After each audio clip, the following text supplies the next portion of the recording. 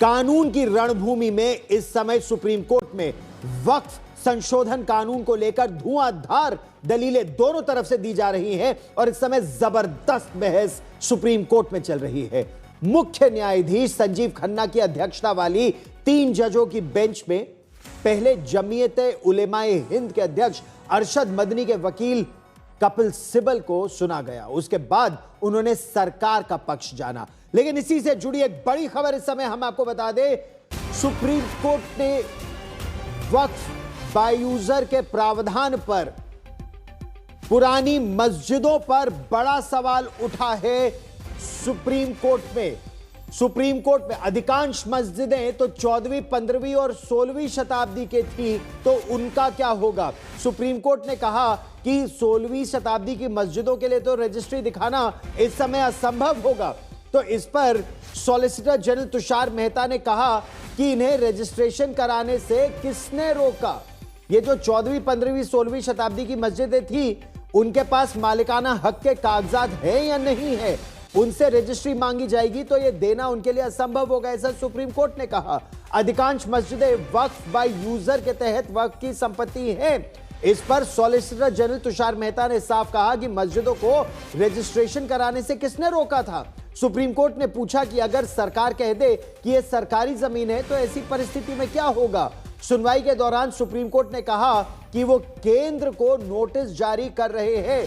केंद्र से supreme court ने कहा कि आप अपना जवाब इस पर दाखिल करें। सुप्रीम कोर्ट में पुरानी मस्जिदों को, यानी 16वीं, 17वीं, 18वीं शताब्दी में जो मस्जिदें बनी थी जहां पर नमाज अदा की जा रही है, उसको लेकर प्रश्न उठाया गया कि अगर उनके पास भूमि के कागज नहीं है और ऐसी मस्जिदों पर अगर सरकार बोले कि यह 16वीं शताब्दी की मस्जिद सरकारी जमीन पर है तो ऐसे में क्या होगा। तो इस पर सॉलिसिटर जनरल तुषार मेहता ने कहा कि 1923 से ही वक्फ को लेकर अलग अलग कानून और उनमें लगातार संशोधन होते रहे हैं, चाहे वो 50 के दशक में हो, 80 के दशक में हो, 90 के दशक में हो, 2024 के दशक में हो, तो उनको कागज बनवाने में क्या प्रॉब्लम थी। मुख्य न्यायाधीश ने पूछा कि वक्फ बोर्ड में कुल कितने गैर मुस्लिम होंगे। उन्होंने कहा कि इसमें सिर्फ 8 मुस्लिम हैं। फिर उन्होंने पूछा कि आप वक्फ बोर्ड का प्रबंधन गैर मुस्लिमों को क्या सौंप देंगे।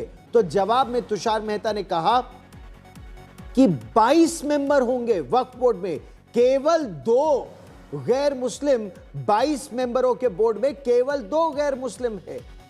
वहीं जब बात धर्म पर आई तो सॉलिसिटर जनरल तुषार मेहता ने कहा कि अगर चुनौती देने वालों की माने तो ये कोर्ट पर भी मुकदमा नहीं सुन सकते। इस पर मुख्य न्यायाधीश चौंक गए और कहा, जब न्यायाधीश की कुर्सी पर बैठते हैं तो हम अपना धर्म खो बैठते हैं, हम पूरी तरह से धर्मनिरपेक्ष है। यह बात चीफ जस्टिस ऑफ इंडिया ने ताल ठोक कर डंके की चोट पर उन्होंने सुप्रीम कोर्ट में इस बात को कहा। और मेरे सहयोगी संजय शर्मा लगातार सुप्रीम कोर्ट में ये जो सुप्रीम बहस वक्फ को लेकर चल रही है उस पर हमारे साथ जुड़ रहे हैं। 73 याचिकाएं दर्ज है। इसमें कई राज्य सरकारों की भी याचिकाएं हैं, कई धार्मिक संगठनों की याचिकाएं हैं। इस समय सुप्रीम कोर्ट में क्या चल रहा है संजय? सुप्रीम कोर्ट ने जो अंतरिम आदेश दिया है उसके मुताबिक स्पष्ट है। कोर्ट ने कह दिया है कि जो संपत्ति कोर्ट द्वारा वक्फ घोषित की गई है, यानी वक्फ को कोर्ट ने भी मान्यता दी है, वो नए एक्ट के तहत डिनोटिफाई नहीं होगी, चाहे वो रजिस्टर्ड हो या नहीं हो। सीजीआई ने कहा कि हमारा अंतरिम आदेश इक्विटी को, यानी इस पूरे विवाद को संतुलित करेगा। हम कहेंगे कि जो भी संपत्तियां न्यायालय के द्वारा वक्त घोषित की गई हैं उन्हें कभी भी, मतलब इस एक्ट के तहत गैर वक्फ नहीं माना जाएगा, चाहे वो वक्फ बाय यूजर हो या नहीं हो। कलेक्टर कार्रवाई को जारी रख सकते हैं, यानी भूमि पर अगर विवाद की बात कही जाती है या कोई संपदा है जिसको कोई 5 लोगों की या किसी की भी संपदा है जिसे वो वक्फ करना चाहता है, लेकिन पता चला कि उस पर कुछ और लोगों का दावा है, तो कलेक्टर उस कार्रवाई को करेंगे। वो पता लगाएंगे कि ये निर्विवाद भूमि है, संपदा है, या इस पर वाकई कोई विवाद है। विवाद है तो इसका असली मालिक कौन है। तो वो जारी रख सकते हैं, लेकिन वो प्रावधान प्रभावी नहीं होगा।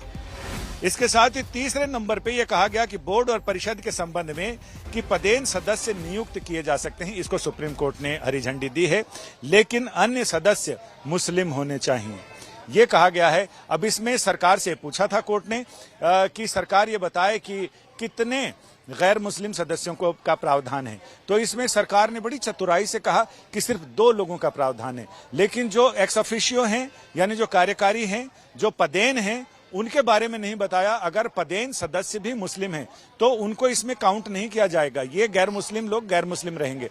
फिलहाल कोर्ट ने नोटिस जारी किया है, सरकार से कई सवालों पर जवाब मांगे हैं। सरकार ने 2 कदम आगे रख के बॉल को बैट करते हुए ये कहा कि वो 2 हफ्ते में जवाब देने को तैयार है, वो 2 हफ्ते में जवाब देगी, और साथ ही ये भी कहा कि कोर्ट चाहे तो रोजाना इसकी सुनवाई कर सकती है ताकि इस मामले की जल्दी सुनवाई पूरी हो और नतीजा आ सके।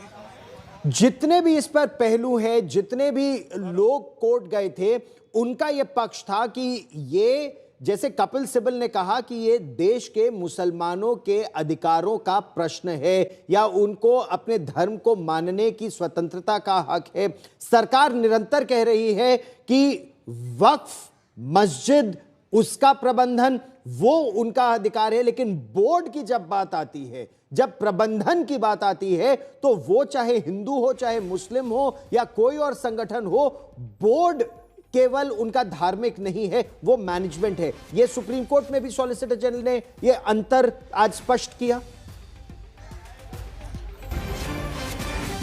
सुप्रीम कोर्ट ने अंतर तो स्पष्ट किया, लेकिन साथ में कोर्ट ने यह भी कहा कि अगर आप वक्फ बोर्ड में नॉन मुस्लिम को मेंबर बना रहे हैं तो बाकी आपके जो मंदिरों के, गुरुद्वारों के, चर्चों के, इनके प्रबंधन के लिए बोर्ड हैं, क्या उसमें भी आप गैर दूसरे धर्म के लोगों को, वो लोग भी दावा कर सकते हैं? तो उस पर आपका क्या कहना है, वो भी आप बताइए।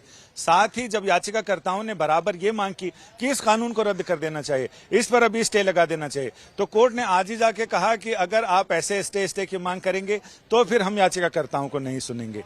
आप अपनी दलीलें रखें, आपके जो तर्क हैं वो संविधान और कानून की कसौटी पर रखकर करें। सिर्फ हर बात के बाद, जैसे लोग पाठ करते हैं तो संपुट में एक मंत्र डालते हैं, तो आप हर के बाद ये संपुट के रूप में ये इस्तेमाल करना कि इस पर रोक लगा दी जाए, ये उचित नहीं है। और कोर्ट ने कहा कि आप अपनी दलीलें दें, दलीलें रखें। हमारे साथ वो याचिकाकर्ता के वकील हैं जो सबसे पहले किसानों वक्फ ने किसानों की जमीन जब अधिग्रहित की तो उन लोगों ने सुप्रीम कोर्ट का दरवाजा खटखटाया था, जिसके बाद ये सारा विवाद हुआ है। तो वरुण ठाकुर हमारे साथ हैं। ये मामला है हैदराबाद का। ये बड़ी प्राइम प्रॉपर्टी थी हैदराबाद में, हार्ट ऑफ द सिटी में। 1.25 एकड़ जमीन थी जिसको एरेटा नोटिफिकेशन के माध्यम से करीब 1625 एकड़ लैंड कर दिया गया था।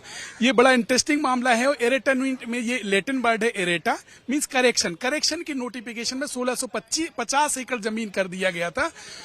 जब ये मामला है कलेक्टर ने एक्वायर कर लिया था, वो वक्फ ने अपने पास रख ली थी, तो जब कलेक्टर और किसान जब इसके पास में हाईकोर्ट के पास में गए तो हाईकोर्ट ने कहा कि I am sorry, I have no jurisdiction, और आपको कोई भी आपत्ति है तो आप वक्फ ट्रिब्यूनल जाइए।